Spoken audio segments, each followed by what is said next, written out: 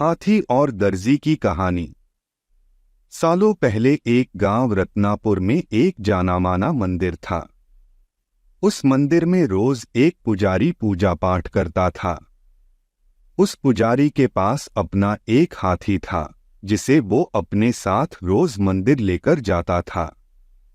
सभी गांव के लोग हाथी को बहुत पसंद करते थे। हाथी भी मंदिर में आने वाले सभी श्रद्धालुओं का खूब स्वागत सत्कार किया करता था। सुबह पूजा पाठ खत्म करने के बाद पुजारी अपने हाथी को नहलाने के लिए तालाब में लेकर जाता था। रोज हाथी तालाब में नहाने के बाद घर लौटते समय दर्जी की दुकान पर रुकता था। दर्जी भी रोज हाथी को प्यार से एक केला खाने को देता। हाथी केला खाने के बाद अपनी सूंड से दर्जी को नमस्ते करके पुजारी के साथ घर चला जाता था। ये सब हाथी और पुजारी की रोजमर्रा की जिंदगी का एक हिस्सा था।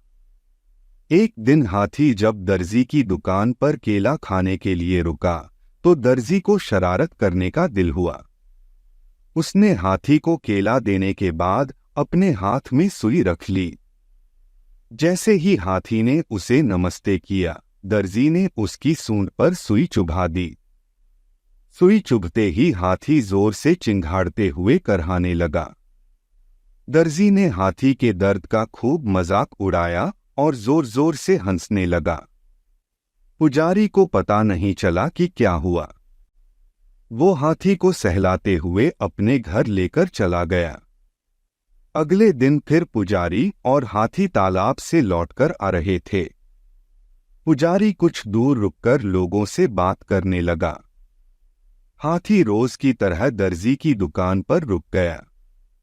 आज हाथी ने अपने सूंड में कीचड़ भर लिया था। दर्जी अपनी दुकान में बैठकर कपड़ों की सिलाई कर रहा था। जैसे ही हाथी ने दर्जी को देखा, वैसे ही हाथी ने उसकी पूरी दुकान पर कीचड़ फेंक दिया। उस कीचड़ में दर्जी तो भीगा ही, बल्कि उसकी दुकान के सिले हुए कपड़े भी खराब हो गए। इस सब से दर्जी समझ गया कि मैंने कल जो किया था, उसी का दंड हाथी ने मुझे आज दिया है। दर्जी को अपनी गलती का एहसास हुआ और वो हाथी के पास भागकर गया। उसने हाथी से माफी मांगने की कोशिश की। उसने कहा, हे गजराज, आपने बिल्कुल सही किया। मैंने जो कल किया था, उसका नतीजा यही होना चाहिए। हाथी ने दर्जी की तरफ देखा और अपनी सूंड को हवा में लहराते हुए वहां से चला गया। दर्जी को मन ही मन बहुत बुरा लग रहा था। उसने अपने मजाकमस्ती के चक्कर में एक अच्छा दोस्त हाथी खो दिया था।